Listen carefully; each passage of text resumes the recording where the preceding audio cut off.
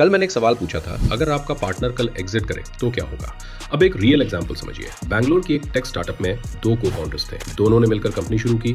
शुरुआत में सब ठीक था। एक ने प्रोडक्ट डेवलप किया, दूसरे ने सेल्स और नेटवर्किंग संभाली। सिर्फ 6 महीने के बाद एक को फाउंडर को लगा कि शायद स्टार्टअप उसके लिए नहीं है। उसने डिसाइड किया कि वो हायर स्टडीज के लिए बाहर चला जाएगा। यहाँ तक सब नॉर्मल लगता है, लेकिन प्रॉब्लम तब शुरू हुई जब पता चला कि उसके पास कंपनी का 40% हिस्सा था। अग्रीमेंट में कहीं लिखा ही नहीं था कि अगर कोई पार्टनर बीच में छोड़ दे तो उसकी इक्विटी का क्या होगा। वो चला गया, लेकिन 40% ओनरशिप उसके पास ही रही। अब जब कंपनी ने इन्वेस्टर से बात की तो सबसे बड़ा कंसर्न यही था। 40% स्टेक एक ऐसे इंसान के पास है जो कंपनी में एक्टिव ही नहीं है। इस सिचुएशन को कहते हैं डेड इक्विटी। आप काम कर रहे हो, रिस्क ले रहे हो, बिजनेस ग्रो कर रहे हो, लेकिन कंट्रोल पूरा आपके हाथ में नहीं है। इन्वेस्टर हेजिटेट करता है, डिसीजन डिले होता है, ग्रोथ स्लो हो जाती है। ये किसी की बुरी नीयत की वजह से नहीं हुआ था, ये सिर्फ प्लानिंग की कमी थी। इसीलिए अगला कॉन्सेप्ट बहुत इंपॉर्टेंट है, वेस्टिंग क्लॉज।